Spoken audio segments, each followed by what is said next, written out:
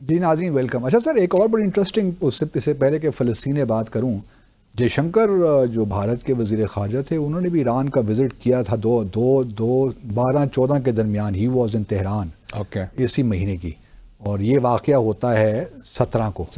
تو یہی بڑے لوگ ملا رہے ہیں کہ شاید آپ کے خیال میں ایران نے پہلے کوئی کانفیڈنس میں لیا ہوگا بھارت کو اس معاملے میں؟ نہیں، میرا نہیں خیال. بتایا بھی نہیں ہوگا. نہیں، میرا نہیں خیال. اچھا، کہ اس قسم کی کوئی بات ایران سے تو ایسی توقع نہیں ہے. میرا نہیں خیال کہ ایسا کچھ ہوا ہوگا. اچھا، آپ نہیں سمجھتے؟ نہیں.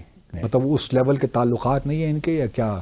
نہیں، ایک تو تعلقات جو ہیں ایران کے اور انڈیا کے، اس میں وہ گرم جوشی نہیں ہے جو پہلے تھی، کیونکہ انڈیا جو ہے وہ اب تو کمپلیٹلی. اس کی کیا وجہ آپ سمجھتے ہیں؟ جو بھارت کے جو تعلقات ہیں امریکہ کے ساتھ، اسرائیل کے ساتھ، وہ وجہ ہے یا کوئی اور وجہ بھی ہے؟ جی، وہ بڑی وجہ وہی ہے. بڑی وجہ وہی ہے. ہاں. اچھا. اسرائیل کے ساتھ تو بڑے اسپیشل تعلقات ہیں، اور امریکہ کے ساتھ بھی، تو اس وجہ سے وہ گرم جوشی نہیں ہے پہلے والی. اور میرا نہیں خیال کہ انہوں نے ان کو کانفیڈنس میں لیا. اچھا سر، اب کل بلکہ آج کہہ لیجئے اسرائیل کے وزیر اعظم جو فار رائٹ گورنمنٹ کو ہیڈ کر رہے ہیں اس وقت، انہوں نے کہہ دیا ہے کہ جی فلسطین ریاست کو بھول جائیے. تب یہ جب اسٹیٹمنٹ آ گئی تو اس کے بعد پھر کیا رہ جاتا ہے؟ کس طرح معاملات آگے چلیں گے؟ کیونکہ اس وقت جو سعودی عرب کا بھی ایک بیان آیا ہے ان کی جانب سے کہ ہم اسرائیل کے ساتھ نارملائز اس وقت تک نہیں کر سکتے جب تک غزہ کے حالات ٹھیک نہ ہوں. تو آپ کیا دیکھ رہے ہیں صورتحال کو؟ کس طرف جا رہی ہے یہ؟ تو معاملات بگڑتے ہی جا رہے ہیں. جی بالکل بگڑ رہے ہیں. اور اصل میں تو مجھے دونوں صورتوں میں، یعنی ٹو اسٹیٹ سولوشن جو ہے، اس کے بارے میں بہت سارے لوگ، میں نے عرب سے بھی سنا ہے کہ وہ جو فلسطینی ریاست ہے وہ اتنی چھوٹی ہوگی اور اتنے اس کے پاس وسائل کم ہوں گے کہ وہ شاید اس کو سسٹین نہ کر سکیں، وائبل نہیں ہوگی. اچھا، اگر وہ نہیں ہوگی، اگر ٹو اسٹیٹ سولوشن نہیں ہوگا تو پھر ون اسٹیٹ ہوگا. یا تو آپ فلسطینیوں کو اٹھا کے باہر پھینک دیں، وہ بھی ممکن نہیں ہے. لیکن بائی دا وے، غزہ کے لوگوں کے بارے میں میں نے کہیں پڑھا ہے کہ اسرائیل جو ہے وہ کچھ افریقن ملکوں سے بات کر رہا ہے کہ آپ ان کو لے لیں، تاکہ یہ جو ہے نا پوری ٹیریٹری وہ ہمارے کنٹرول میں آ جائے اور حماس وہاں پہ نہ ہو. کیونکہ جو ٹوٹل پاپولیشن ہے مسلمانوں کی اور جیوز کی، اگر آپ دیکھیے تو مسلمان قدرے تھوڑے زیادہ ہیں آکوپائڈ لینڈز کو ملا کر، 6 ملین پلس اور 6 ملین. جی برابر ہیں، تقریباً برابر ہیں. تو اگر جو ہے وہ غزہ کے 2 ملین نکال دیے جائیں تو ڈیموگرافک سچویشن بہتر ہو جاتی ہے جوز کی. پر سر اسرائیل کے لیے تو پھر یہ مسائل تو رہیں گے. اسرائیل کے مسائل رہیں گے، بالکل رہیں گے. تو یہ آپ سمجھتے ہیں کہ نیتنیاہو اپنی جو پولیٹیکل کرپشن کے چارجز ہیں ان کا خیال یہ ہے کہ اسی حکومت کو ہم پرولونگ کرتا رہوں، الیکشنز نہ ہونے دیں، اور یہ معاملات کوئی اگر حماس کے، کیوں حماس کے خلاف تو ابھی تک ان کو کوئی یقینی فتح تو کامیابی نہیں ہوئی، کیونکہ decimation of Hamas looks very difficult. جی ڈیسیمیشن آف پیلسٹینز ہو گئی ہے، لیکن ڈیسیمیشن آف حماس نہیں ہوئی. تو پھر کس طرح چلیں گے اگلے معاملات؟ کس طرح دیکھ رہے ہیں آپ ساری صورتحال؟ کیونکہ آپ کا بڑا وسیع تجربہ ہے مڈل ایسٹ کا. آگے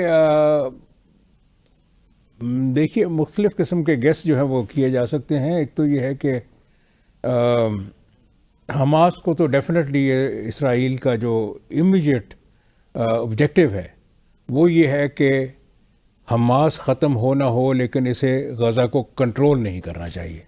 یا غزہ میں اپنا کنٹرول اسٹیبلش کریں، وہ اپنا کنٹرول ہو، یا اس کا کنٹرول جو ہے وہ PLO کو دے دیا جائے.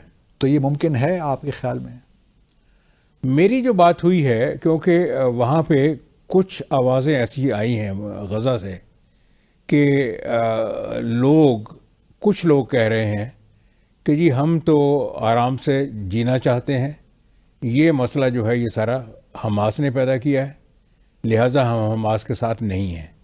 لیکن میں نے کچھ اور لوگوں سے بات کی تو ان کا کہنا یہ تھا کہ یہ بہت منسکیول لوگ ہیں، بہت تھوڑے لوگ ہیں. عام لوگ جو ہیں وہ کہتے ہیں کہ جی ٹھیک ہے، ہم کٹ جائیں گے، مر جائیں گے، لیکن جو کچھ اسرائیل نے ہمارے ساتھ کیا ہے ہم اس کے خلاف لڑیں گے اور ہم حماس کے ساتھ ہیں. جی تو پھر اب کیا اس سے کیا نتیجہ اخذ کریں؟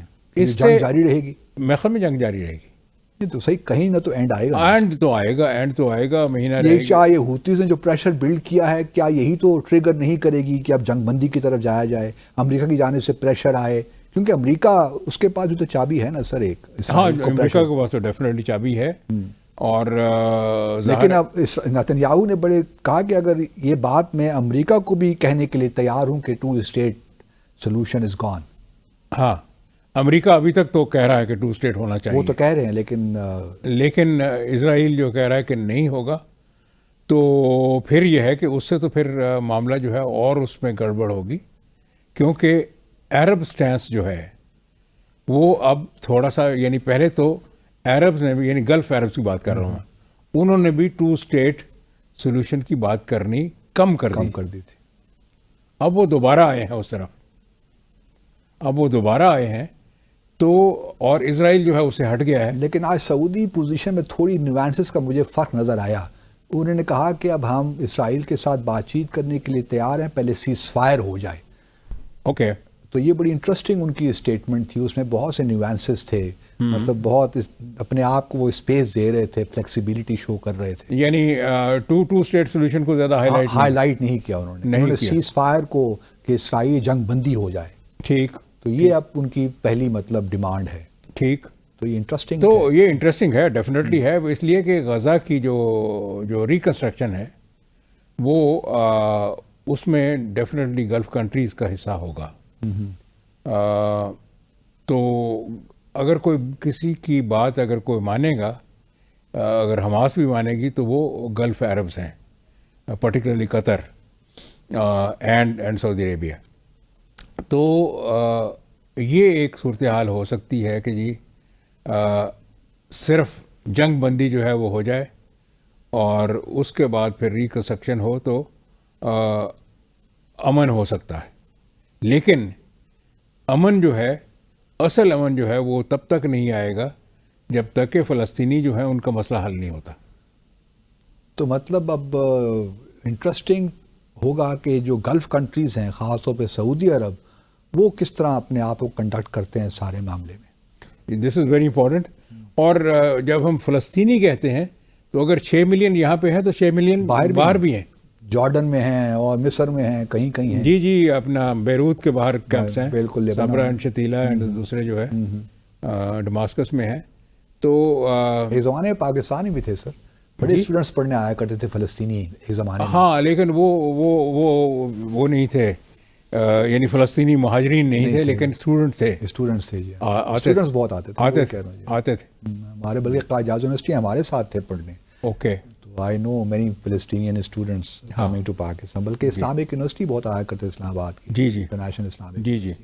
تو اب مجموعی اعتبار سے اب یہ کہا جا سکتا ہے کہ اس وقت مسلمان دنیا ایک لحاظ سے کچھ پتہ نہیں ہے کیا ہونے والا ہے. نہیں, بہت کنفیوز سچویشن ہے, اس لیے کہ ایک پہلی بات تو آپ یہ دیکھیں کہ مسلمان دنیا نے کوئی ڈیفینٹ سٹینس نہیں لیا on the Gaza issue and on the Palestine issue.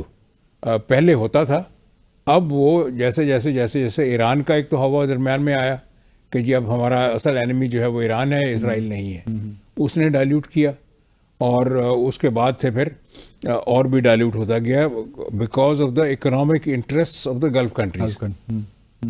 انہوں نے میں اگلے روز ایک صاحب ایک گلف اسٹیٹ سے آئے ہوئے تھے, تو میں نے کہا جی کہ وہاں پہ کچھ ہلچل ہے, کچھ لوگ بات کرتے ہیں, یہ جو کچھ ہو رہا ہے غزہ میں, کہتے ہیں نہیں بالکل نہیں کرتے.